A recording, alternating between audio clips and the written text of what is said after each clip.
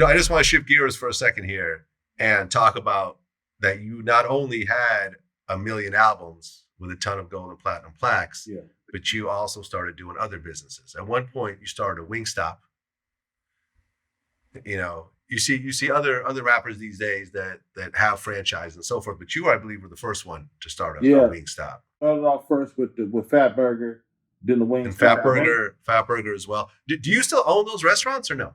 No. So after, in 2008, I was open for 3 years with the Fatburger with the late Chester McLaughlin, the late great Chester McLaughlin, R.I.P. Chester, and I send my condolences to him and his to his family and Zena and his kids, and I love them. Also, that went. We had the recession kicked in 08. We had to let it go. Okay, all right. Then in that same time, I had a Wingstop in motion. Had the building in Benicia, California, the same shopping center is where Rayleigh's is at. Perfect spot, perfect. Had the plans, went out there to Dallas to the corporate office, got all that settled in. My guy was a guy by the name of Bruce. That was my point guy out there in Texas for Wingstop. Couldn't, I had the Gouda, but it wouldn't have made good business sense to, spend it on something where, I got to start thinking, corporate. I had to start thinking corporate because I had already put like $600,000 of my own money. I say $550 of my own money into Fatburger, along with Chester, to build it out. Because to build shit in California is high. The cost of living in California is high. You know what I'm saying? So, I was like, damn, let me go and do this shit right and try to get a loan.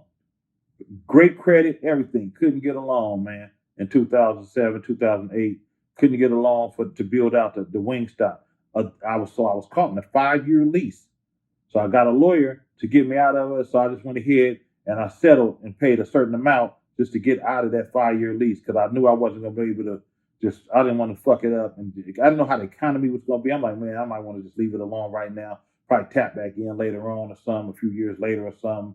But I left it alone. But shout out to those who do have like Wingstops and, other restaurants doing their thing. God blessed me with other things to do and everything. So I'm very grateful. And I've always been, one of those dudes that always, kept something, that was very monumental, like the Ambassador's Lounge back in the days in San Jose, California. Everybody that was somebody would slide through there every Friday. We would have, celebrities, some of the greats come through there, perform, take care of them. My boy DJ Vaughn over at KMEL would DJ every Friday and had that shit cracking. So we had great times there. It was very monumental. Niggas that got down in the soils, that was killers, would dress up, cleaning the Clorox and come to the Ambassador Lounge and knock them a batch or two. You feel me? So I'm just glad to, be able to be here many years and still be relevant, current, still on the case, keep my foot on their nostril. You feel me? And, and I remain humble. I just want to be an innovator and a money motivator. An innovator is one that does what everybody else don't. An imitator is one that does what everybody else does. And I refuse to be that. That's just not my nature. I grew up playing baseball, watching people like Willie Stargell, the way he used to bat. The late, great Willie Stargell. I used to like watching Kent Tecovey, I believe that was his name. He used to throw sideways, play for Pittsburgh Pirates. So I used to watch Rod Carew, the way he used to, bat. It was the way he bat. I used to try to bat like him.